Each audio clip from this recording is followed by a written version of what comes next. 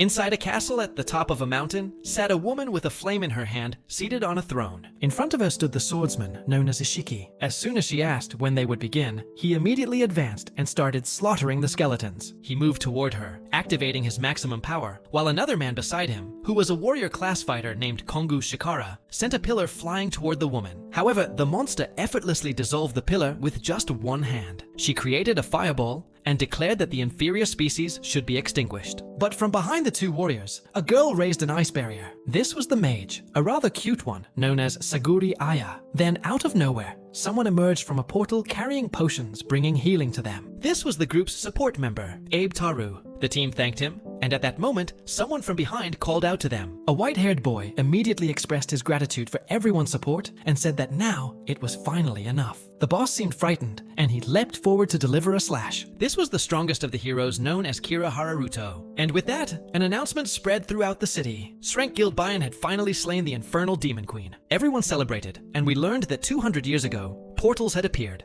and monsters began roaming the earth. Along with them, 7 demonic gods also emerged, and at last, the first one had been defeated. The Bakuran Guild walked through the city as the people rejoiced. Reporters arrived to congratulate them, and Kira told them that this was all done to help people around the world. Someone then asked what their secret was. How were they all such high-level top tier as rank warriors? Kira replied that they trained hard every day. The scene then shifted to another location, where scoffed, saying that this training thing was a joke. Shikara agreed, saying that he wasn't wrong. Saguri remarked that their job was tough. Alaru said that it wasn't that bad. At that moment, Kira appeared and stated that while it wasn't necessarily difficult, it was by no means pleasant either. And then we saw 2 siblings chained up. The boy was named Kiryo Makoto Shin, and the girl Kiryo Minori Shin. Makoto called Kira a monster, to which he responded, "It's not quite like that. Come on." Thanks to him, Kira had grown so strong, and for that he felt incredibly grateful. In the very next instant, he slashed the boy's head. Wait, what? The kid died. Miku explained that in this world, cutting down plants, animals, or even other people didn't grant experience. To level up, one had to kill creatures. However, there was a small exception: undead beings. His head then reconstructed itself, just as Kira leveled up again. He stated that it was always nice to come here every day, killing him infinitely and continuously, gaining experience. "There's nothing easier in this world," he said, with lifeless eyes. The siblings stared at them, and then Shikara began beating them. At the same time, Saguri cast fire magic at the girl, burning her completely. Man, she burned until she was nothing but a little skeleton. Turva came over with a potion and made her drink it. And of course, Sia was there slashing away as well. Countless level up notifications continued popping up. After a long time, they were already exhausted, and Kira said that it had been a great training session. Shikara wanted to continue, but the others were feeling worn out and wanted to go out for a drink. At that moment, Sessa noticed that Turu was looking at something on his laptop and asked what was wrong. Turvu said he was having trouble understanding the information about his poisons. His friend told him to drop it and go have fun with some girls in the city. However, out of nowhere, Taru grabbed Minori and said that she was already enough. The only problem was that he had already tried everything with her, so it wasn't fun anymore. Kira, looking deep in thought, observed her and suddenly seemed to have an idea. He walked over to Taru and said there was still something they hadn't done yet. Taru asked what it was, and Kira answered, "Pregnancy." "Guys, we don't really need to see what's about to happen here, do we?" "You already know very well." Our desperate protagonist tried to help, but a spear of light pinned him to the ground. Akira laughed. He told him that if he wanted to blame someone, he should blame himself for being born with that immortal body. Sometime later, they left talking about today's dungeon interview. "Guys, just look at our boy stuck to the ground, trapped by those spears. And now, you're going to tell me you don't want this bastard to get his revenge and kill all those scumbags." The poor guy was left there unable to see anything until Minori approached and pulled the sword from his little neck. And if she took the sword man, she used it on herself. She wanted to forget everything that had happened and erase any memory of it from her body. Sometime later, she had been resurrected. Markov couldn't do anything as the Holy Spirit prevented his regeneration. The only problem was that with or without regeneration, the pain remained. On the other hand, the moment his body shut down, he would come back to life. He couldn't faint. He couldn't die, and the pain never stopped. That was why they always left those holy spears on him. Minori apologized while cutting him, trying to remove all the spears. He then asked her to aim for his heart, so he would come back with all his limbs restored. But this time, something different happened. The moment she struck his heart, she leveled up. Their expressions changed. They had no idea why this had happened. At that instant, before Makoto could say anything, she had already figured it out and asked if he was thinking the same thing she was. Right away, he understood that she wanted them both to use this to level up. Makoto hesitated for a second, but she told him that he wouldn't be killing her. He would be killing all of them through her, and together, they would keep dying until the day they could take their revenge. He was shocked, thought for a second, then remembered what had happened to her. He stood up and said that they should start right now. And so they began leveling up, killing each other, again and again and again and again and again. They promised to keep taking each other's lives until the day their vengeance was complete. Guys, now we finally know why he wants revenge, and how he's going to get strong enough for it. All that's left is to see how Thestry unfolds. Makovo then commented about Abotro, the team's pack mule and support member. In theory, he was a cowardly and quiet person. However, anyone who had met him up close always said the same thing. That kid was extremely weird. 3 years ago, Taru was staring at Goblin's organs, talking about how he could connect the two. Then, Kira opened the door and said that as always, he was being very diligent. But if he was interested, there was something far better for him to dissect. Walking down the corridors, Tu was confused. This was an area that very few people ever accessed. Standing in front of a table, Kira asked if anyone there wanted glory. Everyone looked confused, but he said that this was a choice now available to them. Depending on their decision, the future could be filled with glory, something no human had ever achieved. However, at the same time, they would be trapped in a darkness from which they would never escape. With these options in front of them, he wanted to know who would continue with him. The power-hungry bastards, of course, all accepted. At that, Kira began opening a secret passage in the floor, telling everyone that he would guide them to where their glory awaited. As they descended the seemingly endless staircase, no one had any idea that this place even existed beneath the guild. Down below, there was a door that required a fingerprint to open. Everyone was anxious, eager to see what Kira wanted to show them. That was when they entered the room, and he introduced them to Makoto and Minori. At first, everyone was shocked and said this was madness. However,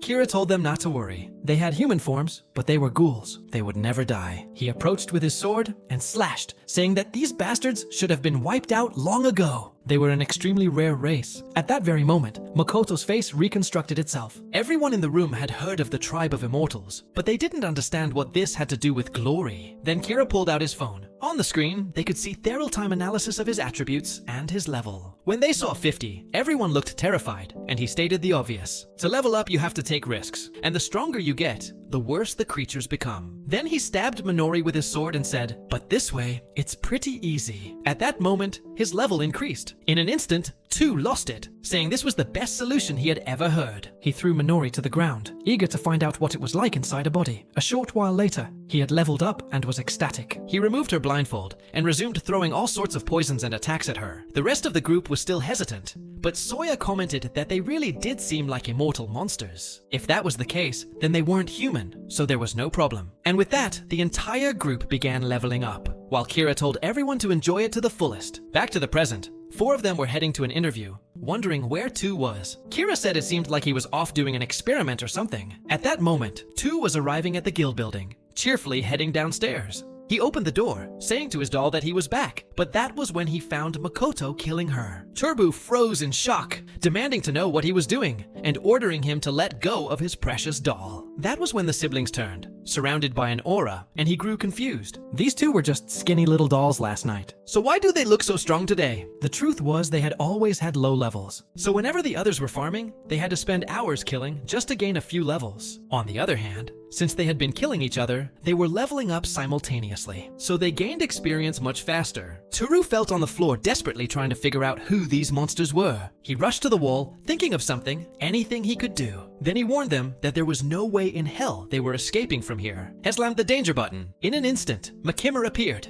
announcing that today they would learn never to try escaping again. But Makoto simply said, "It's time to begin our revenge." Makoto slowly stepped forward. Minori seemed to be hiding, but he told her not to worry. He would handle this. Then Taru smirked, saying the two of them were nothing but experience and food, and they were about to learn why they would never escape from here. But Makoto just stared silently at the creature. That was when Taru mentioned that in his next experiment, he wanted to see what kind of child would be born from a human and a chimera. Dear God, somebody killed this guy already. Makoto told Minori not to listen to him and declared that he was going to kill that bastard. Taru then ordered the chimera to attack, and it leapt toward Makoto. With a single step back, Makoto dodged the first strike, but the entire wall behind him was obliterated. The creature was far stronger and faster than he expected. Suddenly, a hand emerged from nowhere, and he barely dodged a stab. Taru praised him but told him to stop running already. Makoto knew what this was. It was one of the skills you gained when leveling up. Each class had its own, and Teru's class was Helper, which meant he had countless abilities ranging from Assassin, Tamer, Pharmacist, and even this portal ability. Even though the class name didn't sound intimidating, he had countless skills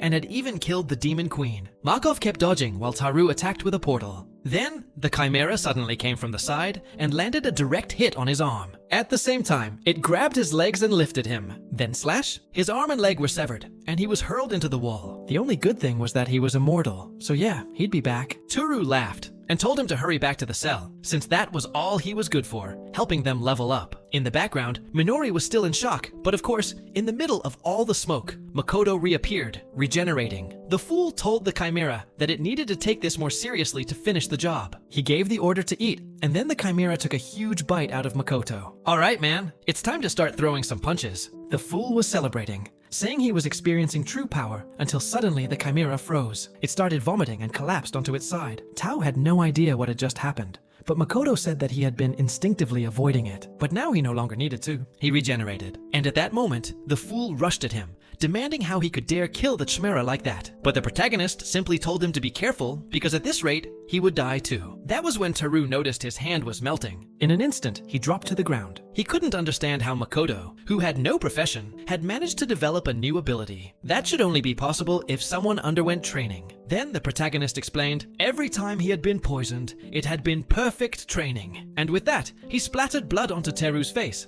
saying he was returning the poison. At that moment, he kicked him, sending the fool flying backward into the wall. Before he could even speak, Makoto was already approaching, saying, if it had been just me, fine. But you mess with my sister. Then a punch to the gut, slamming him into the ground. The fool couldn't even call for help, but Makoto activated his regeneration ability. As soon as Toru managed to stand confused, he asked why. Makoto simply said it was obvious. That alone wasn't nearly enough to calm the rage he was feeling. Today, two would experience the pain they felt when their organs were torn out. Makoto would make sure he fully understood the meaning of karma. Night fell and the rest of Byakuren was returning to the guild after their interviews. Saya ran ahead, feeling uneasy about how long Toru had been gone. But as soon as he reached the top floor, he froze in shock at the sight. The Chimera lay dead on the ground. He rushed to the door to see what was happening. And inside, he found Teru's body completely melted and hanging in pieces. Now we learn about Kongu Shikara. Alright guys, this is the next target, the S-rank martial artist and strongest member of Bakuran. To his friends, he was known as a man with a strong heart, one who would risk his life for his comrades. But those who had hunted with him knew the truth. He had a cruel nature.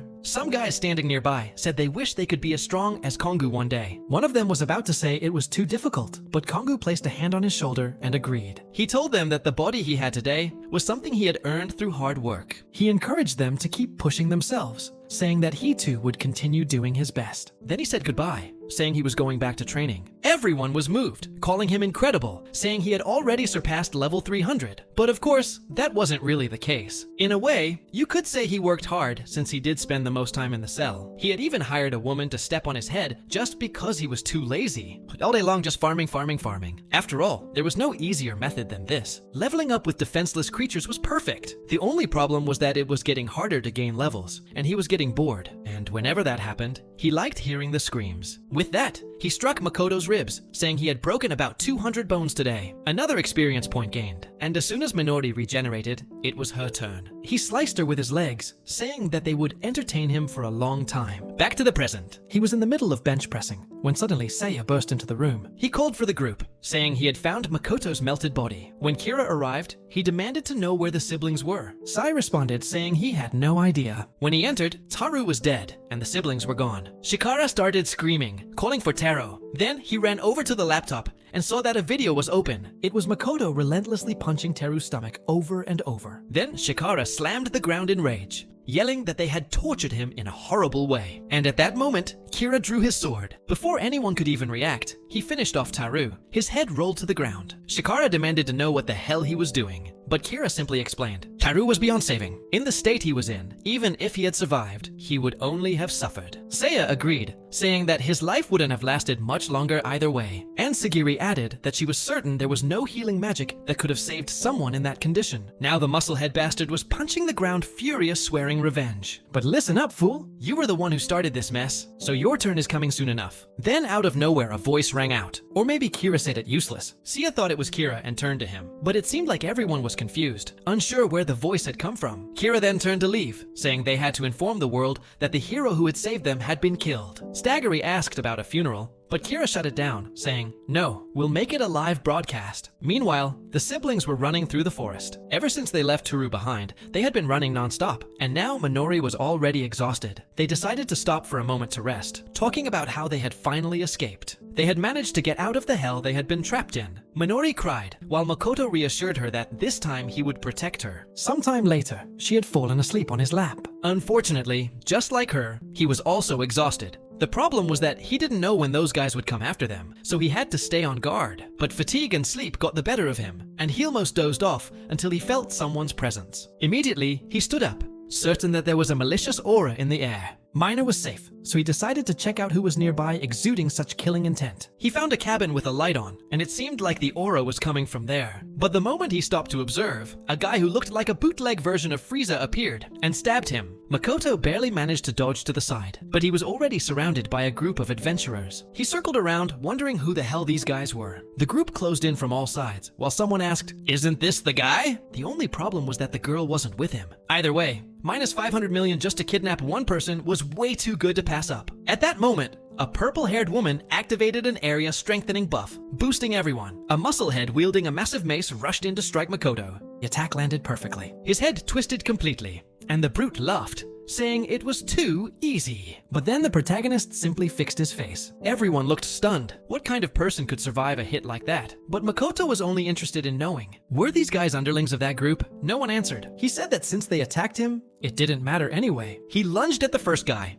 and in an instant landed a direct hit to his stomach. The fool didn't even react, and Makoto warned them. Any malice directed at him would be considered an act of hostility. Two more rushed in. One actually managed to slash his arm. The guy celebrated, but then Makoto simply ripped off his own arm and shoved it into the guy's mouth. At the same time, he grabbed the other guy's face, his arm regenerating instantly before smashing a punch into him. Now only the witch remained. She activated her purple lightning ability, striking Makoto directly. She smirked, saying it didn't matter how fast a person was. This attack was unavoidable. The problem, it stood up just fine. She was confused. How is this possible? She fired more attacks, unleashing a barrage of lightning toward him. But even after all that, he calmly kept walking toward her. She panicked and tried to run, but he told her she wouldn't escape from here. And with that, everyone was tied up in the trees. I really thought he was going to kill them all, but it didn't make sense to just torture the entire world. At least he got some loot out of it. He stole their supplies. Then he returned to his sister, who was just waking up. "You were really sleeping peacefully, huh?" She asked where he got the clothes from. He simply said, "A very kind person gave them to me." She smiled, and he added that he even got some clothes for her too. They both got dressed. He cut his hair and no. The dynamic duo was ready. They continued escaping through the forest, paused for a moment on top of a mountain, and arrived at a waterfall inside a cave who would spend the night. And he had even stolen some food from those guys. Minori ate happily while Makoto was analyzing their situation. At least they had weapons and food now. The problem was it lacked information on everything happening. So he explained that he would head into the city to understand the situation and gather more supplies. Until he returned, she was to stay hidden there. Now walking through the bustling streets, Makoto was amazed by how developed the city was. He bought some chicken, went to the market, and a little while later, sat down in the plaza, thinking to himself, how am I going to kill those other four? Two was just the support guy, but those guys knew how to fight for real. And to make sure they suffered the worst death possible, he needed to know each of their weaknesses. That's when he noticed an airship flying overhead, playing a video of Kira. The entire Bakuran group was in the footage. While the leader spoke about how their comrade had been tortured, they would never forgive the person who killed the savior of this city, Taru. And right then, they showed a picture of Makoto and his sister. Makoto immediately understood why all those people were hunting him. Meanwhile, Kira, fake tears streaming down his face, cried dramatically, declaring that they would not let the murderer escape. and that everyone would make them pay the price. The protagonist knew this was the best way for that bastard to cover up the crimes he had committed. But to him, it didn't matter, because from the very beginning, he was determined to take him down. A few days after they escaped, Shikaru was punching a green-haired man, telling him he had to bring at least one piece of useful information. Stagiri told him to relax. They had already leveled up a lot, so they didn't even need those two anymore. On the other hand, Sia was nervous about the possibility that their crimes could be exposed to the world. Kira, however, dismissed it, saying that was the least of their worries. The entire world saw those two as enemies, and with a 500 million bounty on each of their heads, they would definitely be hunted down. Shakura wanted to know what the plan was to just let them escape so easily. After everything they had done to Taru, they tortured their comrade, so he would never forgive them. He would make sure to capture them and make them suffer more than ever before. Yeah, buddy. Honestly, that's going to be pretty difficult. I don't even know what you're going to do. Tell me, what can you do? You're the one who's going to suffer, you bastard. Saduri said she understood how he felt. Tu was targeted because he was the weakest. The fool Shakara was about to lose it until he was restrained by chains. She told him to calm down, since those two weren't even a real threat to them. At that, Kira told everyone to relax a little. They had to remember Makoto had left a message saying he would come to kill them, which meant that they only had to prepare. They didn't need to panic. Besides, the entire world was on their side. So,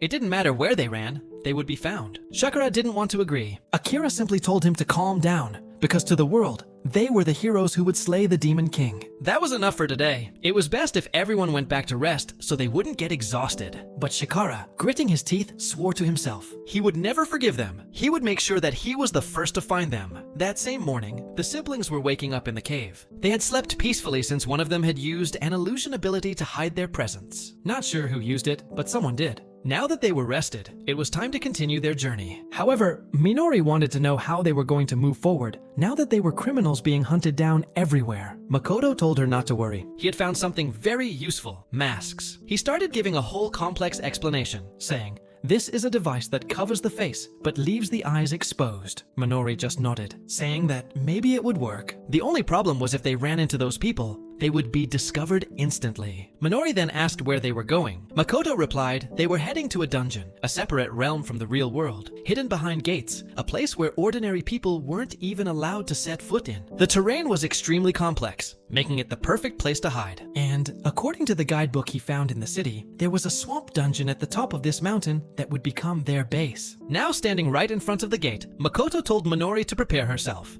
No matter what happened, he would be with her. They stepped forward and found themselves inside the dungeon. The ground was green and the sky was red. Makoto told her to stay alert since there could be creatures around. The moment he said that, he stepped on a vine and immediately took a headshot. He quickly warned his sister to watch out for the vines, because clearly this place wasn't safe at all. That was when Minori's expression changed, and she told him to look ahead. Right in front of him was a pack of six-eyed foxes. Makoto told her not to worry. He would handle it. The first creature lunged, but he easily sidestepped and punched it in the head. The thing dropped dead instantly. Damn. But then he got bitten in half the very next second. Unfortunately for the monster, Makona regenerated immediately and was already back, but he was shaken. The level and strength of the creatures here were completely different from Theon's that had emerged before. Minori started activating his spell, telling him not to get hurt. As soon as she cast it, he felt himself getting stronger, and his severed arm on the ground seemed to be under his control. He gave a command, and the arm moved floating in the air. Then he forced the monster's mouth open and punched it right in the middle. But of course, the poor guy was exhausted, and Minori immediately called out to him. He reassured her, saying he was just a little tired. But he was seriously impressed. Her strengthening ability had generated such a powerful effect. And just like that, 1 month had passed since the siblings escaped. In another dungeon,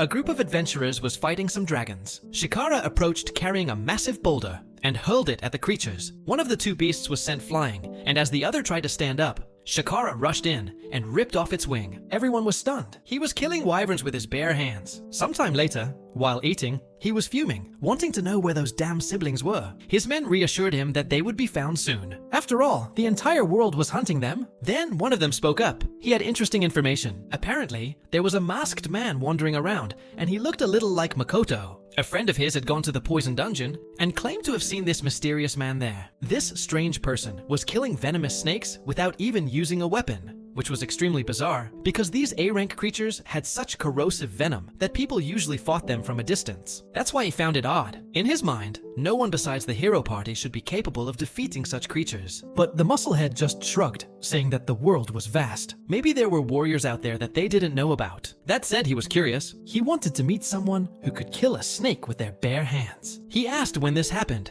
and the guy told him 3 days ago, which meant maybe they were still in that dungeon. One of them started to suggest they go tomorrow, but got punched in the face before he could finish. Shikara declared they were going there right now. Hunting down this masked man sounded exciting. Meanwhile, sure enough, our protagonist and his sister were still in the same swamp hunting. And at that moment, he saw a portal activating. From a distance, he could feel the presence of Kondu Shikara. Makoto quickly warned Minori that he was going, but she terrified insisted that she wanted to go with him. He told her to calm down. They had become so much stronger. It was time for their revenge to take another step forward. She understood, but she could see the concern on his face. Still, Makoto continued preparing, saying that one thing was certain. He wasn't going to die. Minori agreed, but told him to be prepared because this guy was on a completely different level. Before he left, she of course gave him a buff. And with that, Makoto rushed through the forest, hiding behind a tree, and activated a vision-enhancing technique. Through it, he saw the exact moment that Kamu Shikara stepped inside. He wanted to fight this guy, but if he could escape with Minori,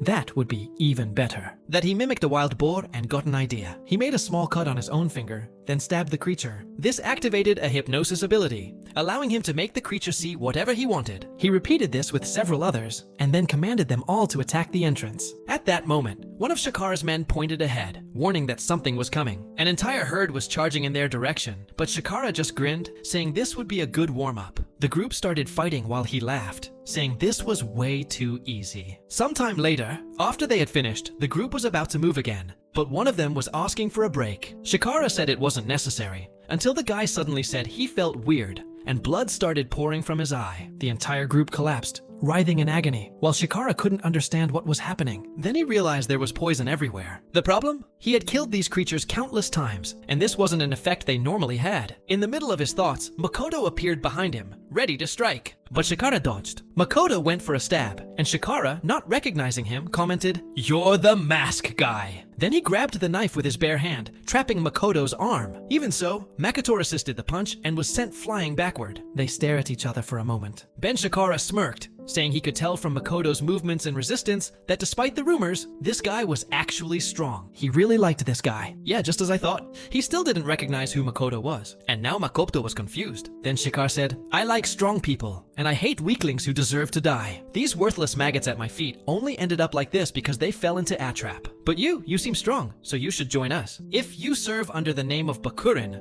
you'll gain wealth, honor, and women. Everything in this world could be yours. Now tell me your answer to this incredible offer." Makoto didn't respond. Kongu insisted, saying he would only say this one more time. He liked strong people and hated the weak. Those guys following him might have had some potential, but unfortunately they didn't, and that's why he despised them. At the very least, they were perfect for being used as punching bags. Makoto remembered that's exactly how he had been treated, and so he asked, "Why do you enjoy tormenting the weak so much?" Kongu responded, "Because it's fun. Whenever I punch a weakling, the reaction is always the same. They beg for forgiveness, plea for mercy, and cry for help. Their faces twisted, filled with fear. There's nothing more entertaining than watching their desperate expressions." In an instant, Makoto was about to land a hit on him, but Ku caught his arm saying, "That was a great punch. Really, the best way for men to understand each other is to fight first." He prepared to strike back, but Makoto dodged, grabbed his chest, and jumped backward just as he expected. This bastard was a monster. Kongu charged again, this time with an explosive punch. It landed directly, sending Makoto flying across the swamp, destroying the ground in the process. That was the strongest attack he had ever taken in his life. Kongu approached asking, "How is it possible that you survived that attack? It was impressive." Someone actually withstood 30% of his power. Upon hearing that this wasn't even Kongu's full strength,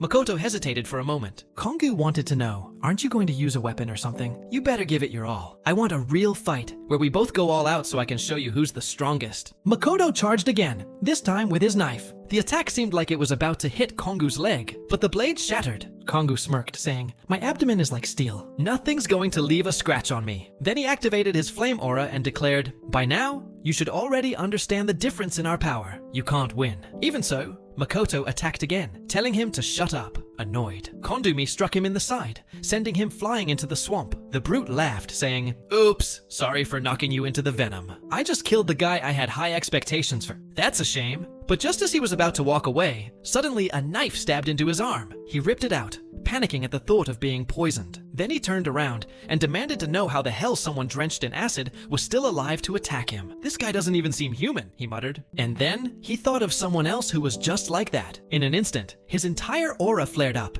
and he rushed at Makoto. It seemed like he was trying to capture him, but Makoto dodged. Kongo threw a punch. It smashed the ground, destroying half the dungeon in a massive explosion. Makoto, who had been right there, was blown away along with the entire area, and the problem was his mask had fallen off. Kongo started laughing, but then his expression darkened. "So it really is you. Finally, I found you, Kirya Makoto." Now everything made sense. "That explains why you took my hits. It wasn't because you're tough, it's because of your regeneration. This is perfect. Ever since you did that to Taro, I've been dreaming of my revenge. And of course, forget about us teaming up. You're dying right here." Makoto, unfazed, asked, "What's all this about killing me? That's nothing compared to what I'm about to do to you." They locked eyes and Kongo charged. Midun, he threw a barrage of stones at Makoto, and just the impact from the stones alone was enough to tear off chunks of Makoto's body. Then Kongo leaped from above, ready to land a devastating kick. He declared, "You won't be leaving this place alive." An explosion erupted, but as soon as Kongo landed, the Ko was already charging straight at him, a direct punch right to the middle of his face. But the bastard just smiled. "Is that all you've got?" "No." And with that, he countered with a brutal punch, smashing Makoto into the wall. As he walked forward, he started noticing something odd. "Why is the kid trembling?" Then he laughed. "I knew it. It's because of fear, isn't it? The terror I made you feel all this time. It's carved into your body." Makoto was running, his face looking desperate, but I'm sure this bastard was playing some fourth-dimensional chess against this idiot. Kongo slowly asked, "Do you remember the days you were tortured?" Meanwhile, behind his back,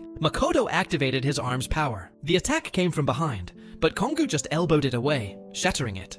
"That little trick, it's way too simple. I won't be defeated by something so weak." And with that, he landed a brutal punch to Makoto's stomach and followed it up with another to his face. As he spoke, Ku mentioned that he was curious about how Makoto had gotten so strong in such a short period of time. If he didn't want to answer, and he would just beat him senseless like always until he got the truth. But what he really wanted to know was if Makoto was here, then where was his sister? The routine, as always, would be so much better if after beating you up, I could spend some time with your sister. This bastard needs to die already? Makoto, furious, tried to move but was crushed once again. Kondu then commented that it looked like he would have to restrain Makoto so he wouldn't regenerate. However, when he looked down at the blood, Makoto's body was gone. The protagonist was now behind him, surrounded by a strange aura, and the idiot finally noticed. Makoto's regeneration had become even faster. In a split second, he vanished, then reappeared at Kongo's side, fists ready to strike. But even so, Kongo managed to counter with his own punch, shattering Makoto's fingers. Kamu praised him. "You really got faster, but against my power, it's useless. Your regeneration won't be able to keep up."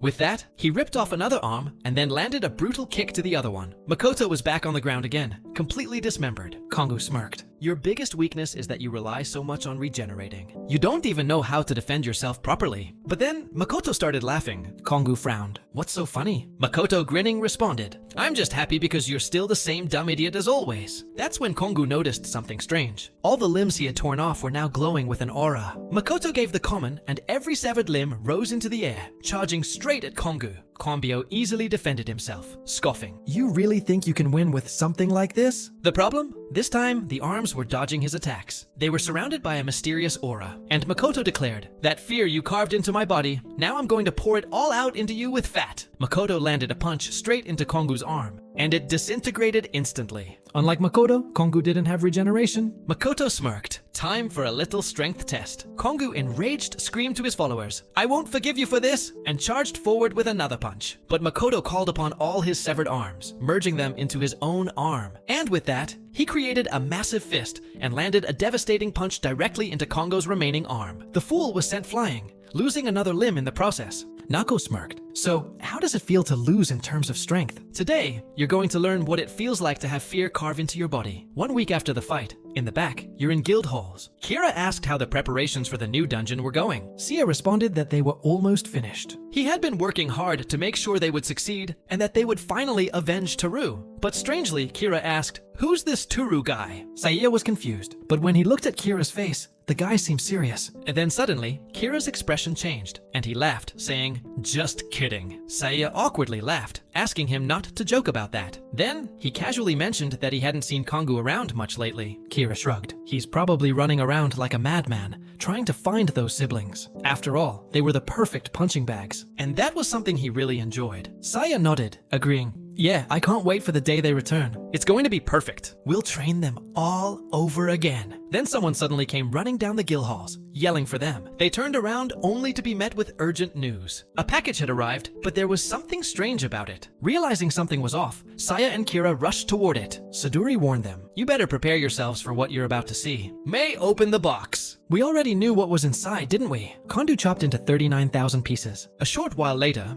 in a meeting room, Saguri used magic and confirmed. There's no doubt about it. These are pieces of his body. Saya, furious, slammed the table. Saguri, still shocked, asked, "Who would do something like this?" Kara casually remarked, "If someone went out of their way to send us his remains, it means they hold a grudge against us." Immediately, Saguri declared, "It has to be those siblings." Sai couldn't believe it. But Kira suspected it ever since Taru was killed. Even though he was weaker than us, he was still far stronger than your average hunter. And now with Kongu dead, it's confirmed those siblings somehow got stronger. Saya refused to believe it. There's no way they could have gotten that strong in such a short time. Strong enough to kill someone who was one of the strongest in the world. But Kira simply told them, "Then ask yourselves, how did we get stronger?" Yasia responded that it was easy. They had kept killing those bastards and continued leveling up. Kira then said that he should have realized lately they hadn't been gaining much experience. But those siblings, they must have been killing each other while regenerating, allowing them to rapidly gain enough strength to kill too and take their revenge. At that moment, both of them were shocked. Saguri told them to calm down and focus. She also felt bad about Shikara's death, but they needed to decide what to do next. She used a mental stabilization spell on C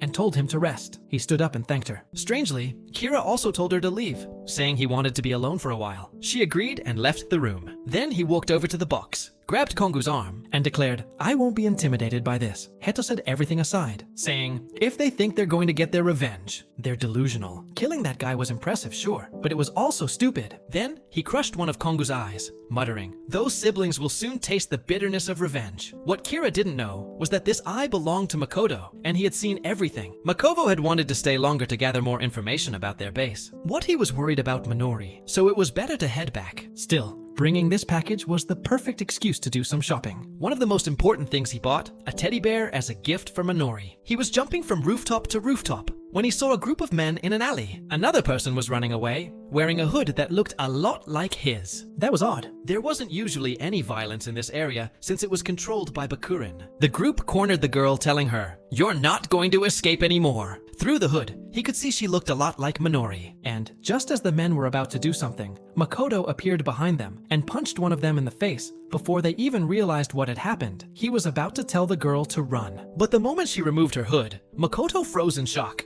Of course, we're not going to find out what her face looks like just yet. Meanwhile, Minori was waiting in the forest. After a long time, Makoto finally arrived. She immediately asked, "Who's that person in your arms?" Makoto told her to calm down first and to take a good look. The girl had an X-shaped scar on her face, but aside from that, she looked exactly like Minori. Next chapter, Ishiki Saya. No doubt he was the next target. Saya was the proud commander of Bakurin Guild, an S-rank swordsman with the greatest blade techniques in the world. Handsome, beloved by women, and someone who easily made friends. It was said that he was the one who kept the guild atmosphere so pleasant. But of course, only those Holovet close to the bastard knew what he was really like. A woman was holding a glass of wine, but the moment she accidentally dropped it, Saya punched her in the face, just like the rest of them. This guy was completely insane. Then in front of Minori, he said, "In the end, you are the best of them all. Unlike any of the others, I can do whatever I want to you, and you never break." He sliced her and added, "Your screams are always the best." Makoto shouted for him to stop, but all he got was a sword strike in return. Saya told him to shut up.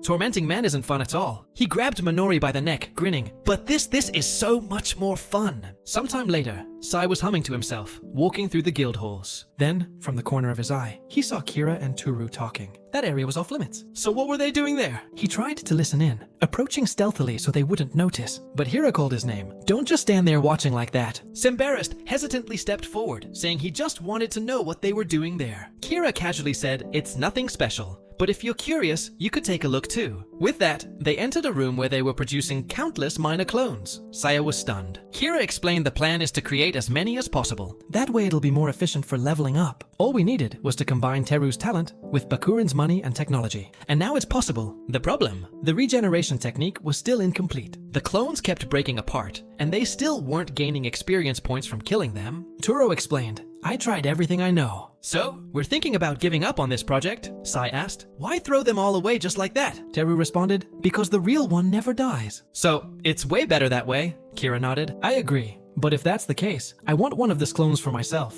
Teru shrugged. Fine, but just so you know, they're useless. They have no will, no emotions. They come give experience points. They serve no purpose at all. They were basically just dolls that followed orders. Saya, however, said that for him, that was perfect. Confused, his friend asked why he likes someone like that. Kira responded, you'll never understand. What I enjoy is having total and absolute control over someone's life. Kira smirked, I can see it. You're obsessed with having people depend on you. He really was the worst trash in that place. Apparently, the clone had told the siblings everything. Minori, obviously shocked, gasped, but Makoto quickly told her to calm down. Then he asked, are all the clones with the Shiki? The girl nodded. Yes, I don't know the exact details, but it seems like he has at least a dozen of them. Makoto then commented, but according to your story, the clones aren't supposed to have emotions, and yet you do. The girl hesitated before responding. I don't really know why either. One day, while I was working, I saw a news report about you two on TV, and something stirred inside me. A mix of resentment and a desire to escape, so I ran away. Makoto then said, maybe we can use these clones to kill a Shiki. The girl asked, what do you mean by that? Makoto explained, I believe the clones don't have emotions, which means when he's around them, he lowers his guard. Minori, however, frowned. Are you thinking of using those girls to fight? Makabo nodded. Yes, after all, at worst, they just die. Minori slapped him across the face. You can't think like that. Even if those girls never asked to be born,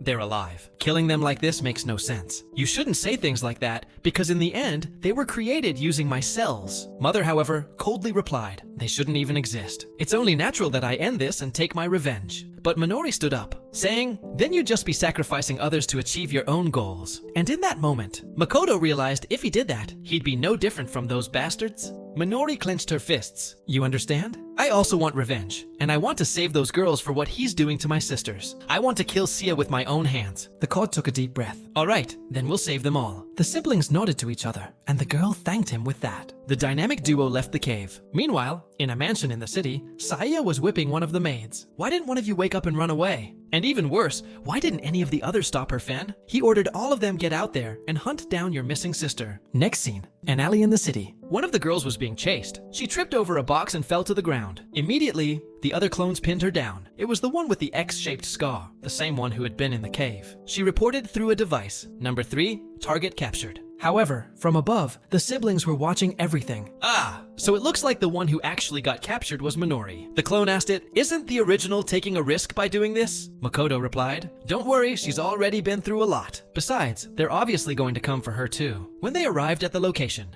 Makoba was shocked. That bastard's mansion is way bigger than I thought. Then, we saw what happened before this. While Minori was drawing the X on her face, Makoto handed her an earpiece. She was confused, but he explained, if you use your body manipulation ability, you'll be able to hear what's happening outside. If you're ever in danger, even for a second, just scream and I'll come in. And now, outside, he was just waiting for the right moment. The clones knocked on the door. They entered and announced that they had brought number 5, the one who had escaped. Saya immediately asked, why did you run away? She bowed. I apologize. I saw a suspicious shadow outside and I was chasing it, but I already took care of it. So the problem is gone now. Saya warned her, if you ever act on your own again, you will be killed. As he approached her, his phone rang. Kira was calling for a meeting, so Saya had to leave, but he ordered the other clones kill the one who ran away. Of course, Makoto heard everything and was confused. The clones led Minori to her room. When she entered, she was horrified. Inside, there were countless bodies of herself. The only thing she could think, this is too cruel. She turned to the others and pleaded, you need to escape before the same thing happens to you. But the girl tilted her head. Why would I run away? Serving master is the only thing we should do. Minori stared at her in disbelief. Don't you understand what you're doing? The girls nodded. Of course, we're just disposing of the corpses. Minori clenched her fists. The Tokyo realized that this is wrong. If they stayed trapped there, they would never find happiness. But the poor dolls didn't even know what happiness was. They were created to serve their master, and that was it. They didn't need to have that kind of awareness. No matter what he wanted or ordered, they would obey because, in the end, they were just objects. Outside the mansion, Makoto was furious after hearing this. Back inside, Mina refused to accept it. This is wrong. But the other doll simply disagreed. No, it's not. Minari, frustrated, nailed back. I know very well that this is the worst thing imaginable. She hugged the girl and asked, doesn't this hurt?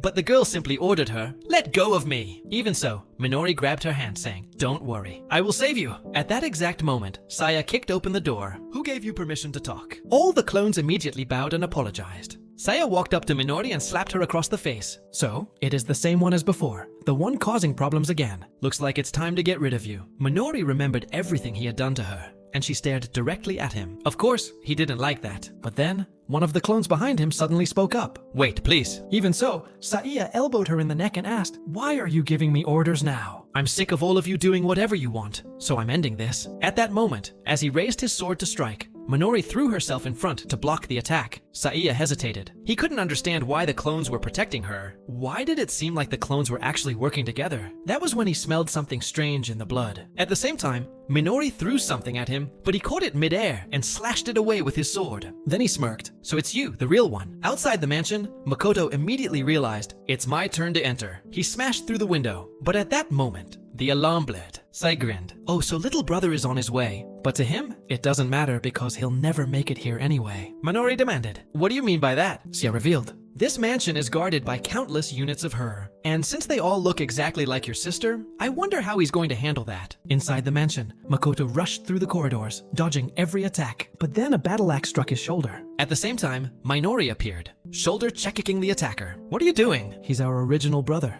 You shouldn't be attacking him. But the clones were made emotionless. The master's orders are to kill any intruders. He is no exception. And now even you are considered an enemy, so you will be eliminated. Minori couldn't believe it. Even the clones were against her. Makoto, however, told her, step aside. It's fine. I have a way to handle this. He put on his mask. Don't worry. Meanwhile, with Saya, he was cutting Minori.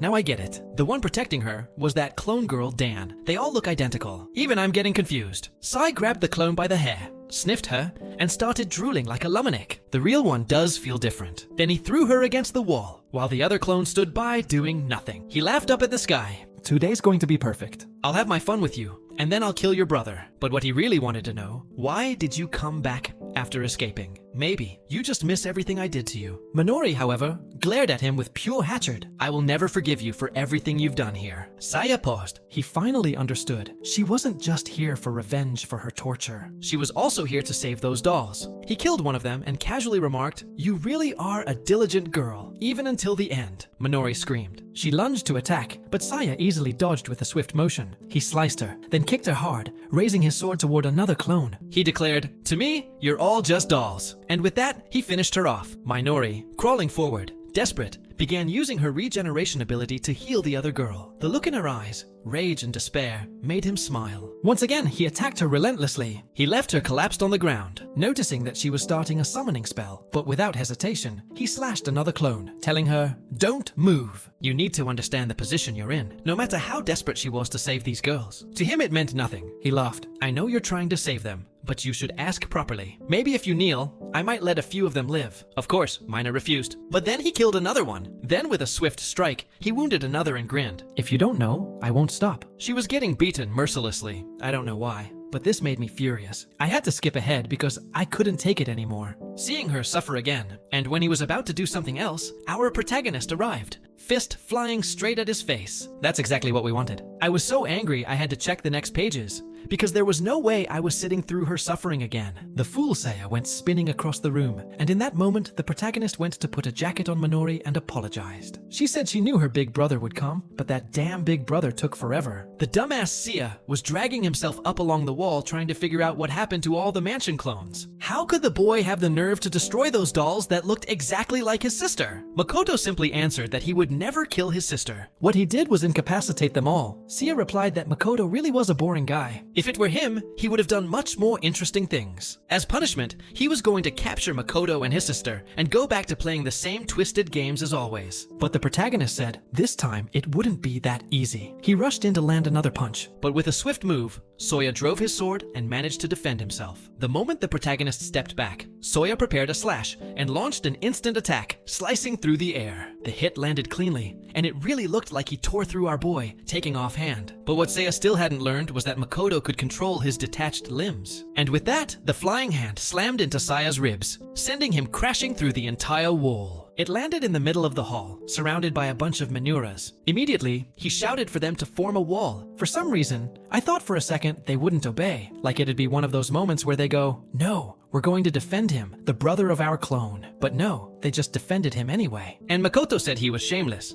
But then, all weird and creepy, Sai said those dolls belonged to him and were meant to do whatever he wanted. Tired of it, Makoto told him to shut up, and the first dolls began to attack him. Saya easily dodged the attacks, slipping right through them. Then, he started recognizing and confusing some of them with Minori. He hesitated for a second, and one came in to strike him with a sword. At the same time, the real Minori back in the room was yelling his name. Man, but she got attacked from behind too. Oh my god. Thank goodness those two bastards are ghouls. But now he's getting captured like a complete fool. As one of the clones approached, he was bleeding and begged her to stop hurting her like that. While he was mentally shaken by everything, Sia took the opportunity and struck him in the back, saying the boy really did get rattled when it came to his precious sister. Makoto apologized for her being in pain again, but of course, the doll just responded that it was her job. Even so, he insisted it wasn't her fault since she was only following orders. Then he turned to Sai, who drew his sword and told him to stop looking at him like that. Sai tried a few more strikes, but Makoto managed to dodge. The problem was that the moment he gained some distance, the guy went off to kill another clone. And at that same moment, the fool came back and took the hit. Sei was amused, wondering if the boy wasn't even going to try to resist. But looking at Minor, he said he didn't have a choice. If he tried to escape,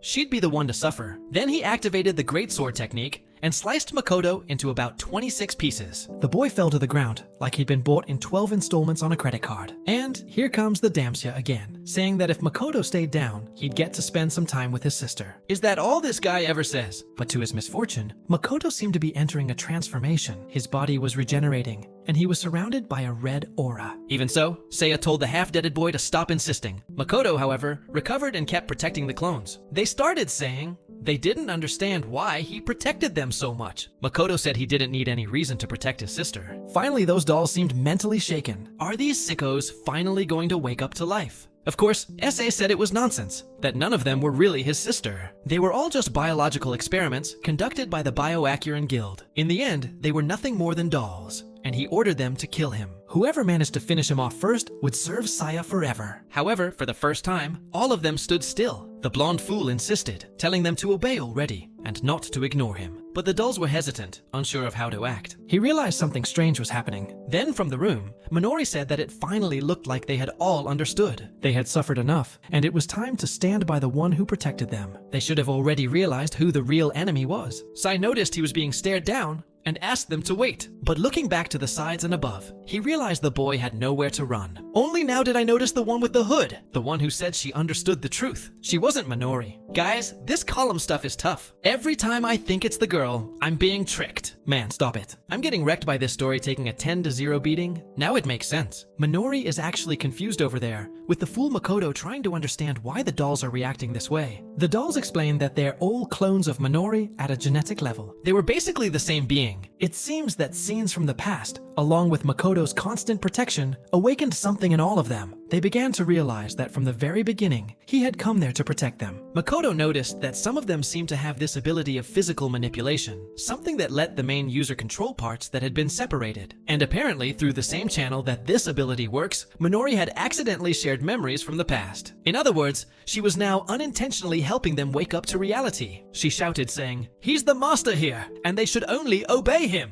But three were already standing in front of him as he insisted. And suddenly, they declared that anyone who hurt their older brother was an enemy. Tired of it all, he said, fine. He cut every single one of them with his blade. But then, Makoto came charging down the stairs, grabbed him by the hair, and slammed the fool into the ground. Saiya was already all twisted up, having taken a sword to the back and gotten his hands pierced to keep him restrained. What Makoto wanted now was to figure out how to make this guy suffer enough for everything he had done. At that moment, Minori stepped forward and said that as promised, she would be the one to finish him off. But she wouldn't be satisfied unless she could end him with her own hands. Judging by the way her legs were positioned and the angle of the hammer, yeah, you already know what's coming. Man, in the blink of an eye, she smashed the guy. And she crushed him again and again, saying she'd only stop when he could no longer speak. But Ome and the dolls shared that rage too. One of them even raised her hand, saying that wasn't enough. They had suffered in unimaginable ways, just like all the others who had died. He needed to experience something similar, but even worse. Makoto said he understood, but that getting full revenge on this guy would be hard. The dolls, however, were crying until one of them said that down in the basement, there was a dangerous creature. A monster created by the Bakuran Guild to be used as a kind of weapon, but in a reproductive way. I think you get what that means, right? Makoto asks if the creature would attack men too, and the maid said yes. It seemed like once Saya had a problem with a hunter, and threw that guy down there. Makoto asked if Minori really wanted to do this, and she said yes. She wanted revenge, and he should just follow her. Down in the basement, the fool was now trapped. Everyone was watching. Commands were typed on the keyboard, and the beast was released. With that, C found himself face to face with Emperor Wake. Makoto knew this was an extremely dangerous creature, and one of the dolls commented that normally the monster only had interest in women, but the Bakerin Guild had altered the creature, and now it was interested in everything. Minora told them to begin, and with that the curtain was lowered. Sacha was left there, and what happened? Well, that's obvious. Sometime later, finally, our dynamic duo was able to get a little rest. The two of them were obviously exhausted after the whole fight in the mansion. One of them told them to stay there, that she'd go make some tea. A bit calmer, she thanked them for deciding to take Seiya out that way. Makoto said it was the perfect time. He'd been wanting to kill that guy too.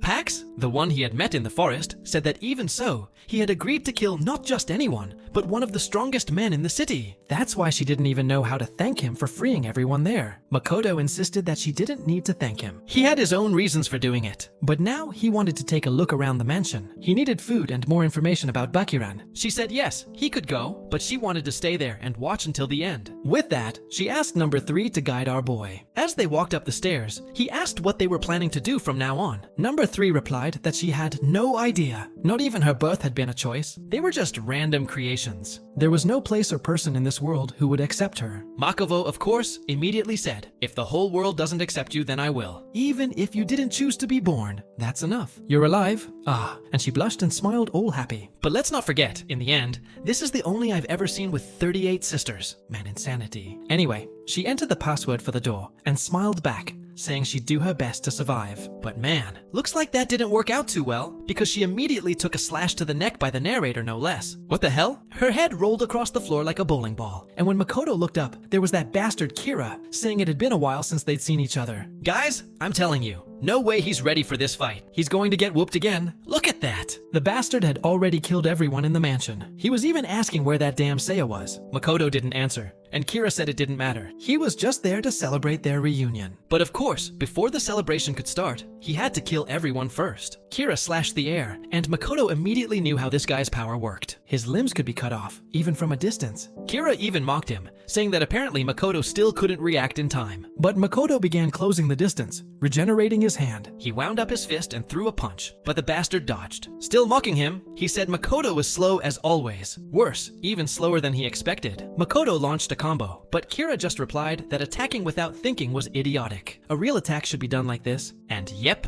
another one of our boy's arms was gone with the house cracking apart. Half the mansion was split open. What the hell? The good part is that no matter how many arms, legs, or heads Makoto loses, he stays alive, so it's all good kind of. He said Kira was a monster, and Kira replied that it was funny hearing someone immortal say something like that. And just because I said that now, something's messing with his regeneration. He's trying to grow his arm back, but it's not working. Damn it. Why did I jinx it? Kira explained that he had learned to imbue his blade with the holy element. Now when he cut Makoto, it would take longer for him to regenerate. Our protagonist already knew Kira was completely different from the others. He couldn't even imagine a scenario in which he won. At the very least, he needed to make sure Minori escaped. Trying to buy time and think of a strategy, he asked how Kira had found them. Kira simply explained that Suya was constantly sending out alerts. So the second they stopped, he came to check things out. And just like that, by sheer luck, he stumbled upon the whole scene. Then he said he had answered a question. So now it was time for Makoto to answer one too. He wanted to know if the sister was also in the mansion. Before Makoto could respond, the guy was already walking away, saying not to worry. He wasn't out for revenge over his friends. In fact, he was actually thrilled that they were dead. Now that they were all gone,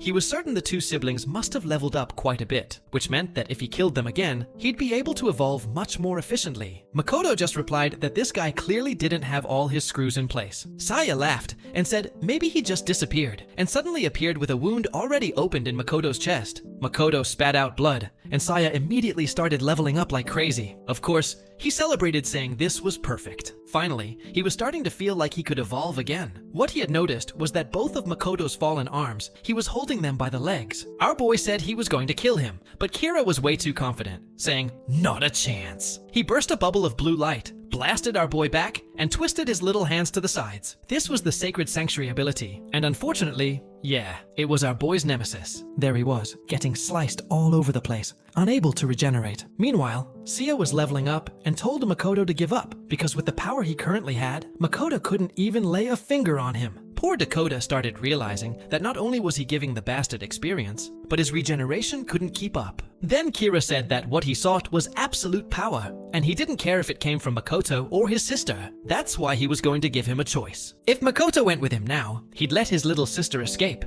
But if he resisted, then he captured him, and then her too. And here goes our boy, actually considering the offer, asking if the bastard wasn't lying. The guy said, "Of course not, but it depends on your attitude." But come on, man. You never negotiate with the psycho like this. Still, there goes the poor fool making us mad, just so we can enjoy his revenge later. He slammed his forehead to the ground, begging him to just take him. All he wanted was for his little sister to be spared. Kira laughed and asked that he had no dignity or pride left. But since Makoto had humiliated himself so thoroughly fine, he wouldn't take her. And all Makoto had to do was get up so they could leave together. Only the moment Makoto stood up, the guy of course said it was all a lie. "Obviously I have to take her too," he said. After all, that way he'd level up faster. Poor Makoto, humiliated for nothing. But hey, at least it was a short-term humiliation. Better than being dragged away, only to have the sister show up after. He tried to throw a punch with the guy dodged. And wait, here comes the doll squad. Number 10 shouted for all of them to protect Big Brother. Kira was actually impressed that there were still so many left. Saya had really taken care of them. A Minori lookalike appeared, asking if Makoto was okay. He told them to give up.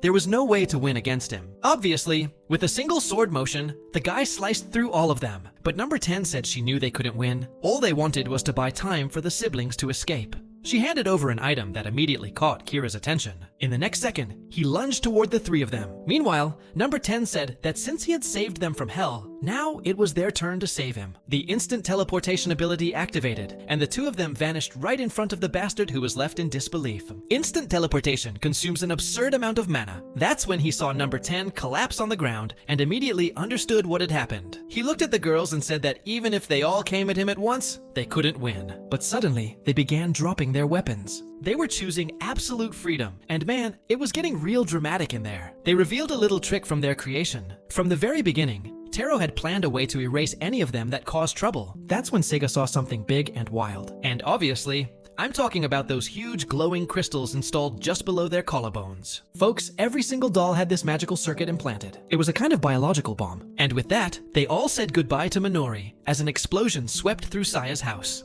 Oh, next up is Sagari. Oh ma'am, you showed at the beginning of the chapter, my hottie. I mean, my little mage, you're screwed. She's considered the most beautiful woman in the Burn Guild. To be fair, she's pretty much the only woman in the guild, right? But still, yeah, it's true. Obviously, with that thick and curvy figure of hers, she definitely caught a lot of attention, and most of the fools fell in love with her. However, only those who had spent a fun little time with her, or were about to know the real secret. Oh boy, now I'm scared to find out this woman's secret. When the guy opened the door, he jumped in shock. Yep, there she was bathing in blood. So that's the big secret. I mean, doesn't seem that secretive. I know a bunch of guys who'd still go after her, like nothing was wrong. No hesitation. Good thing I'm not one of those guys, right? Right, then we cut to 6 months earlier. Time for her to do some evil, so we can figure out why she has to die. In the middle of a room, she said she was curious to see how much she had collected. Looking at the computer data, it said 50%. She seemed pleased, but she decided it was time to speed things up. The siblings were suffering, and suddenly she said this wasn't working. They couldn't stop now. Oh god, she had these little cuts on her legs. Tiny details, really? Guess to draw blood or something? Yeah, she was definitely collecting blood. But what for? She said she knew that she didn't level up by doing this, but she didn't care. All she wanted was to obtain their blood. The crazy woman said she always imagined the undead looked like zombies. She never thought their skin would be so smooth, or that when it regenerated, it would come back like newborn baby skin. That girl had the dream every woman wished for, eternal youth. That for her was the ultimate goal, because with eternal beauty, money and men would be the easiest things in the world. She hated those two siblings, who were about to get everything she ever wanted without even trying. But it was fine. As long as she had their blood, she had nothing to worry about. Just one glass of their blood would make her skin young again. Wait, one glass was enough? Then why all this trouble, girl? You're trying to stock up for a party or something? Even Kira over there is thinking this lady's totally nuts. And now in the present moment, we're in the middle of a forest in some kind of magic circle. It's Kira teleporting around, but not finding anyone. Then he taps his watch and calls it explaining that those damn siblings killed Saya and escaped asking when she was going to find them. Desperate, she starts yelling, saying she doesn't give a damn about that damn Saya. She wants to know where the siblings are because she needs that blood. Kira though wants to know why she's in such a rush. As far as he knows, she's got plenty of blood stored up. Sagiri then explains that the blood has to be fresh, otherwise it doesn't work. Oh, you maniac. If that's the case, why were you collecting 15 liters a day? This psycho is straight up freaking out, saying that at this rate, her youthful beauty and elegance will fade. Obviously, Kara just says he doesn't care about any of that. But Saguri starts barking orders, telling him to get back to work and capture the two. Yeah, right. Karis asks when exactly she became important enough to give him orders. If she wanted that blood so badly, she could go find them herself. Their goals no longer aligned, so from now on, they were going their separate ways. And she better chill out too. Anger like that's going to give her wrinkles. Furious Sagiri torched the entire base, apparently. Meanwhile, Makoto was waking up in the forest looking at Minori. He asked where they were, and she explained it was a regional dungeon. He immediately wanted to know where everyone else was, and she just signaled that they were gone. He punched the wall in anger, remembering everything he had gone through to try to save them. Once again, he promised to protect someone, but couldn't. Minora gave him a hug and told him not to hate himself. He had done his best, and everyone understood there was nothing more he could have done. Makoto, however, was still thinking about revenge. He said they had to make them pay for everything. Minori said it was okay. In the end, the girls understood his reasons, and all of them were on their side. Besides, their final message was for the two of them to live for them. Poor Makoto was crying, not just because everyone had died, but because he felt weak as hell. He kept saying he wanted to get stronger and stronger. Minori agreed. With that, the two of them held hands, bowing, become stronger. I thought they were about to stab each other or something, but nope. They were just hunting in the dungeon. Minori explained that after Suya's death, there was another announcement from Bakuran. Makoto thought it was because of the boy's death, but actually, the bounty for killing them had been raised to 5 billion. Obviously an absurd amount. And with a price like that, the whole world was now after them. With no real option, they kept walking through the dungeon until Makoto told her to stop. Something was appearing in front of them. With lizard eyes, it looked like a kind of dinosaur dragon. Although, I think dragons are just dinosaurs with wings, right? Yeah, I think that's it. And it was already charging up a fire breath. Or was because in the next chapter, it suddenly had its mouth closed again. Guess they forgot it was already attacking. Minori panicked, saying they should go back into the dungeon. But Makoto knew at 5 billion apiece they better run inside, not out. The creature kept charging its attack and then blasted fire spray at them. It took off into the air, and the poor fools were thrown aside. The forest was wiped out, but at least it seemed like the beast was flying off. Or not, because now it was circling back, leaving Minori in total panic. The creature charged up more attacks, firing at them while they ran through the forest until they found a small town in the middle of nowhere. Well found, because now it was gone too, completely destroyed. The creature's attacks reached 3000 degrees C, and its scales repelled all kinds of fire, making it indestructible. Only when the world's most powerful guilds joined forces could fighting it even be considered an option, which made them wonder how the hell were they going to escape. While the monster was tearing the city apart, Makoto was thinking about charging in. Minori obviously told them he was going insane. But for the protagonist, this was their chance to kill the monster, level up, and gain the strength they needed. He asked her if she had already forgotten the promise they had just made. With that, she gathered her resolve and said, all right. She rushed to the right while he went left. The dragon charged another breath, and Makoto wondered if he could reach it in time. He activated physical enhancement, leaped from branch to branch, and looked like he'd make it to its back. Lining up his strike, he was certain the weak point of every living creature was always the head. So, he punched it right in the cheek. But, of course, it looked like his hand took more damage than the monster. Minori, on the other hand, approached the leg trying to strike between the scales. But her little sword just shattered, and the dragon turned to here. It smacked her with its tail, sending her flying. The cutter jumped again, and this time, he took a fire blast right to the face. Brutal. Minori came rushing back, yelling at the bastard to stop, but the creature began conjuring another attack, this time using magical circles. She tried to raise a barrier, but yeah, it was immediately shattered. And the worst part, it looked like even her own magic was being burned. Her skin looked like it was being consumed. And in that moment, she remembered number 10. With that, she told herself she couldn't die there. She had to become stronger. She cut her arm as the dragon approached once more. At least Makoto was back. Freshly roasted but alive. He warned that this wasn't going to end so easily. Now he had experienced what it felt like to have his bones melted. But if he could come back from that, Then he wasn't afraid. Another arm ripped off, and he was already sending out his flying punch. The hits landed right on the monster's wing and neck. It looked like he found an opening for Minori to advance. She ran in the direction of her last spell, saying she had to get stronger. With that, she cast a spell, Black Hellfire. The monster screamed in agony as it was engulfed in the flames. Makoto had already regenerated his arm and came charging from the side in some wild combo. How many arms does this guy even have?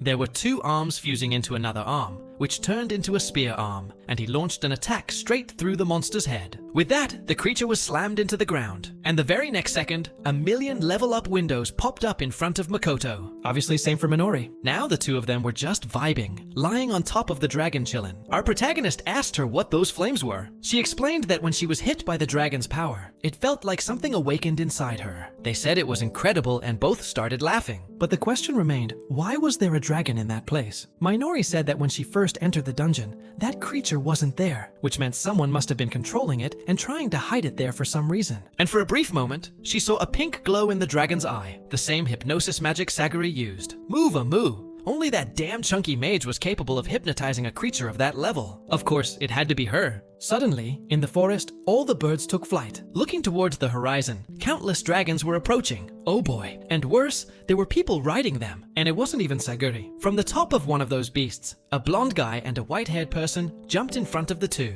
Right away, our dynamic dude noticed something. At first, I thought it was a girl with white hair, but nope, it was a guy too. And both had glowing purple eyes. Before they could even say anything, the guy already launched the first attack, and Manor blocked it. The fool, instead of focusing on the fight, shout at the guy's name and nearly got slashed. Good thing the dragon level up paid off. He managed to land a punch in the middle of all that. Problem is, speaking of dragons, the other one, also hypnotized, just threw a fire blast at them. They dodged, but realized the blast covered a much wider area than before. And worst of all, Minori knew their position had been leaked. Immediately, more people started dropping from the dragons. But now the boy was fired up. He told Minori to handle the hunters. He was going to take care of the monsters. Of course, she had to go into drama mode, saying those people were just being controlled. He told her he understood she didn't have to kill them, because he knew it would hurt her. But for him, it was fine and handled this on his own. For the first time in her life, the girl stopped and wondered, was this really okay? Once again, her brother was going to do everything while she stood by, remembering everything that had happened in the mansion. She told him to wait. She'd been relying too much on his kindness and strength, and that couldn't continue.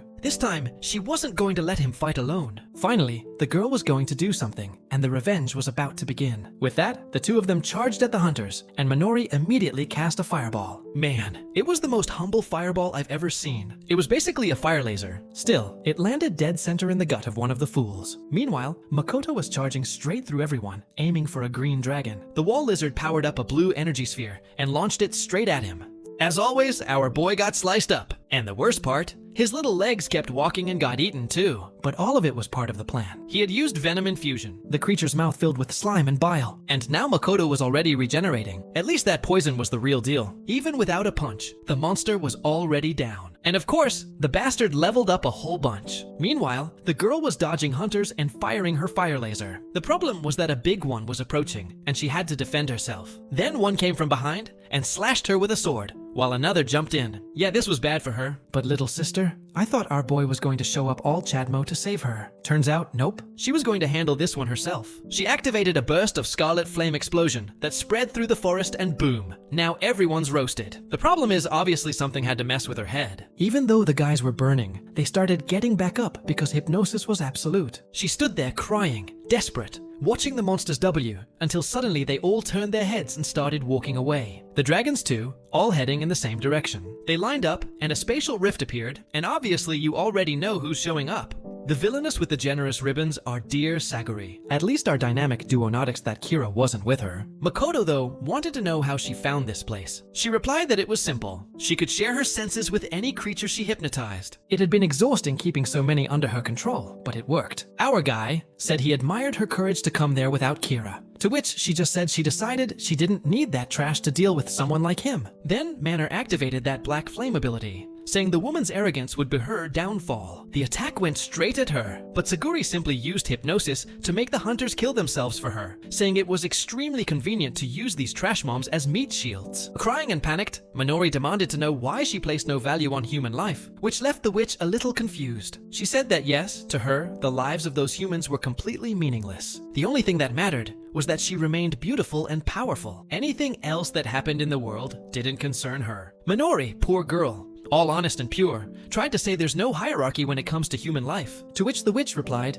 "Keep dreaming. Must be nice living in that little illusion of hers." But it was time for that whole world view to be shattered. With that, she activated Purple Storm. A barrage of lightning exploded around them, blowing up the whole mountain. A crack split the ground between Makoto and Saguri, and our boy tried to jump to shield his sister. But suddenly, the dangerous one appeared right next to him, saying he should worry more about himself. As he turned, boom! She gave him a sweet little kiss, activating the temptation hypnosis. Minori watching that was obviously terrified. Now it was over, folks. Our boy was in the arms of the villainess, and Minori was down below watching everything, like a cut catching his wife with Koto in bed. From the purple glow in his eyes, she already knew what had happened, and began shouting Makoto's name. Saguri then said she invited them. They didn't have to do anything, and yet were young forever. Man wanted a dangerous witch. She attacked with the strongest muscle in the body. A kiss right to poor Makoto's face. Not even sure if he can regenerate from that one. Minari immediately jumped in, yelling at her to let go of her brother. But with Savior that calm, you already know nothing good's going to happen. The Koto threw himself in front of Minori's attack, and that girl didn't have the strongest mind to begin with. Now she was totally crushed. To make it worse, Saguri even said the girl was cruel. Stabbing your own brother in the gut like that. At least Minori didn't break down and rush to strike again. But another hypnosis command hit. Makoto merely punched her in the face. Minori kept screaming, begging him to wake up, asking if he really didn't recognize her. But Miss Ribbons just said it was no use. The temptation hypnosis could only be broken by her, or obviously the caster was killed. She gave the order, and Makoto kicked Minori away, sending her flying before she could react in full Dragon Ball style. He caught her midair and smacked her straight into a boulder, but it was clear he was going for psychological attacks now. He asked Minori how it felt to be beaten up by her own brother, and the poor girl was starting to realize that if she didn't fight back, she was going to die. He was just too strong. All battered, she tried to get up, apologizing to him. With that, her dagger began to be engulfed in that black flame. Makoto stepped closer and suddenly smiled, calling her name. That made her hesitate for a moment, and yep, it was just a psychological trap. He kneed her hard, sending her flying again. She realized she couldn't bring herself to fight against her own brother. Now, Makoto had her by the neck. In the middle of all this, she asked herself what she was supposed to do. She started remembering all the times he had jumped in front of danger to protect her, the moments they left, and cried together, and when his score, they would become stronger. Back in the present, Saguri asked what she was trying to say. Even with a hand around her throat, Minori drew strength and screamed that she was going to kill her. She even called her an old washed-up hag, which obviously drove Saguri insane. She raised her staff, saying she was going to turn Minori into pieces. But Minori broke free from Makoto. He went in for another attack, but his hand turned into a skeletal mess because she had spread the hellfire onto him. She began conjuring another blast, whispering an apology. Energy exploded around them. Saguri had to raise a barrier to protect herself, and now Minori entered her development arc. She thought that until now, she believed that just following her brother would be enough. As long as he was around, he would take care of everything, which meant she had to step up because he was useless. She stabbed the ground, saying this wasn't enough. Then she charged in already in full rage mode, slicing him up with like 30 quick hits, taking off his arm, even sliced off his neck. And somehow, even without a head, he managed to punch her and knock her back. Even under hypnosis, Minori could feel his punches were weak, as if they were filled with apology. She knew she'd always gotten in his way, but that wasn't going to happen anymore. She was leveling up mid-fight. I don't know how she was killing him and still gaining exp, but both of them were ranking up non-stop. And then, she gave him a hug, saying she was going to get stronger. And boom! That hub triggered another massive explosion, but both of them regenerated again. It was a total stalemate. And just like us, Saguri was wondering if this girl had lost her mind. Also, I've never seen a character so shiny. Girl's oily in every single frame, just straight up reflecting light. She glared into the smoke, frustrated that she couldn't see a thing. That's when from within the smoke, Minori said, Sherry must be insane if she thought she couldn't fight her own brother. On the day they escaped that hell, the two of them had killed each other countless times. She had been strong enough to do that a long time ago. Staggery was now confused. She didn't understand why Minori had such high magical power. And just then, Makoto broke free, thanking her and saying he always knew she could do it. Now it was time for their counterattack. The greasy little witch was wondering why the explosion had broken the hypnosis, but she raised her staff and said it didn't matter. She just activated again. With that,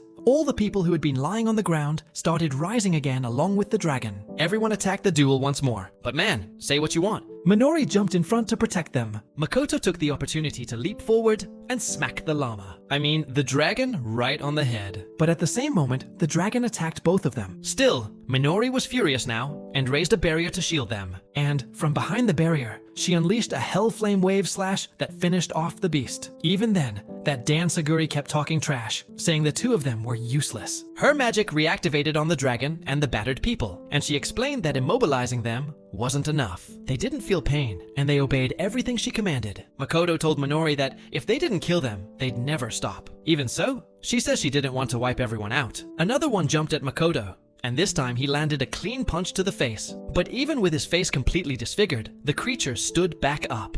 That Minora pointed out that the creature's movements didn't seem to be magically enhanced. So, they just needed to make sure they couldn't move anymore. Makoto started throwing attacks aimed at knocking them out. But in the middle of it, the red dragon approached, and with it, the saga, and he was absolutely crushed. Minori screamed, but it was too late. Here came another temptation hypnosis. Saguri warned them there was no escape. Then she started laughing like a maniac, saying it was hilarious how hard Minori tried. And there she was again, putting that oily little hand on Makoto's cheek, showing off her sheen. She ordered him to attack his sister. He crouched down, ready to throw a punch. And yeah, we already know what's coming, right? Boom. A full-powered uppercut straight to Segur's jaw, shattering all her teeth. It's a shame she's probably about to get beaten into looking hideous. But hey, it was nice while it lasted. Saguri, good appearances. Thank you kindly. But it's time to go. And the reason her hypnosis didn't work anymore, Minori had stolen the skill, only at a higher level. The witch couldn't believe they were overriding her hypnosis. She launched a barrage of elemental attacks, screaming at them to die. But Minori replied calmly, just yelling, "Die, die, die," doesn't really cut it, you know. The greasy little witch, now with a red nose, was losing her patience once and for all. She opened more portals and declared that this was the end of everything. Then she activated a meteor shower. But down below, Minori was calmly holding a barrier. She prepared a circle and activated the black line. Oh boy, here comes the wizard.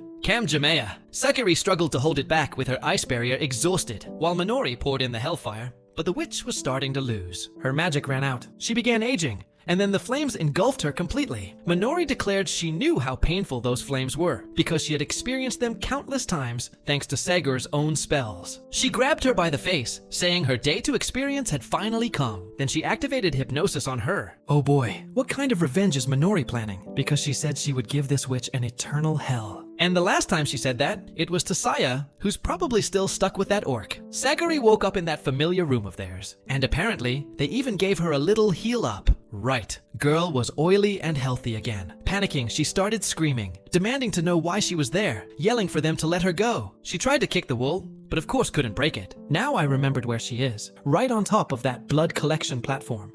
She started shouting the names of every lightning, thunder, ice, and fire spell she knew, but nothing worked. She stood there trying to understand why. When Makoto walked past the window, she was about to beg him to let her out, until she saw the look on his face. When he started typing on the keyboard, she panicked, asking why he wouldn't answer her. And her expression completely changed the moment he pressed the little button. Blades emerged beneath her feet. And there she went, sliced up, screaming, agonizing, cut 1,000 times, until she woke up again, completely intact, confused, asking herself if it was real or not. The pain had definitely felt real. But right in front of her, Makoto again. Desperately, she said she'd do anything if he saved her, but he just pointed to the side. There she saw a number 0, and below it, 96, 98. Then the top counter changed to 1. In that moment, she realized what that number was. It was the same number of times she'd cut the two of them. Makoto pressed the button. She screamed again, a long time and a lot of pain. Later, she looked to the side and saw the counter at 9697. She smiled, saying she had endured. Finally, she was going to return to the real world. And of course,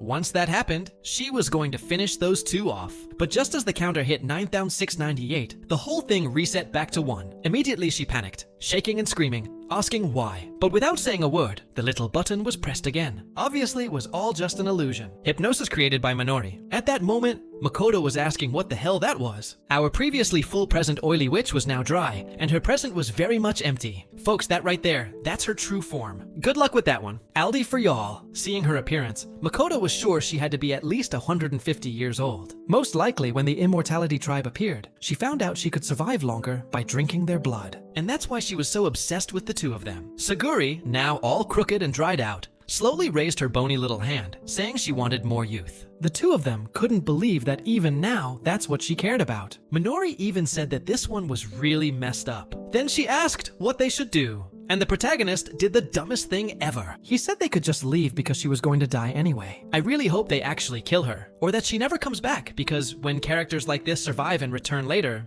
it's rage-inducing. Then again, if she came back looking fresh again, maybe never mind. At that moment, Minori noticed something glowing nearby. When she picked it up, it was a brute with a picture of a family. She realized that the witch had been controlling the parents by using their daughters. She said a quiet prayer, saying she couldn't let back her and or Yukira keep doing what they wanted. And with that, she walked away saying that soon this whole cycle would end. Sometime later, Saduri was lying on the floor wondering how much time had passed. How many minutes, hours, days, or years? Until, of course, someone stepped next to her. It was him. To be honest, this guy loves killing a friend, so maybe he'll finally do us all a favor. He said he followed her presence and found her like this on the brink of death. Saguri tried to offer herself up to be killed, begging him not to let her grow old another second, but obviously since she asked for it, he refused. There's no way he was going to grant a merciful request like that. It'd be way better to watch her age and rot away slowly in that place. He waved goodbye to the old hag and looked toward the horizon, saying those two wouldn't escape. Later that night,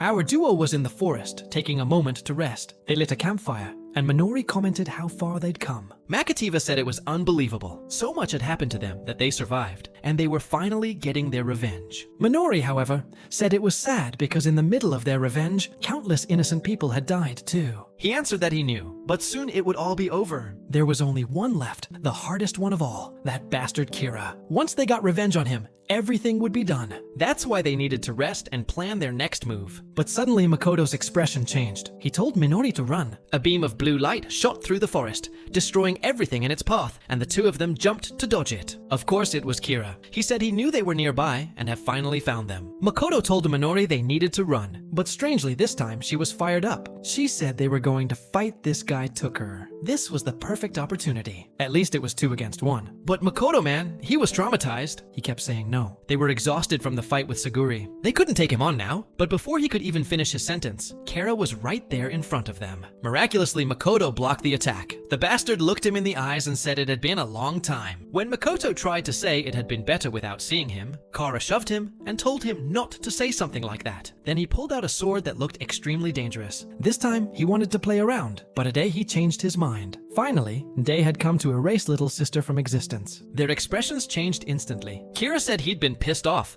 ever since that day she escaped from Saya's house. That was when he realized to erase their existence, he had to start by erasing her. Makoto obviously couldn't see the logic in that, but Kira said he was excited to wipe her off the face of the world. Right then, the protagonist dashed in for a punch, but the bastard blocked it easily. Minori asked the moment to attack from behind, and somehow he still defended, but at the same time, here came another punch from Makoto. Not sure how the hell this guy did it, but he was calm. Makoto swore the hit landed clean, but Kira looked untouched. Minori activated her flame blade and went for a strike. He blocked again, and just then, Makoto found another opening from above. But man, Kira dodged again. Then, he activated a magic circle to buff his sword, saying they were the only ones who could cause trouble. Once more, they felt something strange in the aura of that blade before they could react. Makoto's arm was cut off, and of course, our boy stood there staring, begging for regeneration. But this time, obviously, it wasn't going to be that easy. He was growing in pain, unable to understand what was happening. Minori ran in to help, only to catch a kick straight to the face and get launched. Then Kira explained, "This is the blade of banishment made to slay immortals. Any wound inflicted by it can never be healed." Makoto screamed at the bastard, but he just smiled, charged up another attack, and sent it flying. But here it comes, folks. The golden-blooded move. We don't see for sure if Minori jumped in front, but come on. Her face is covered in blood. Yeah,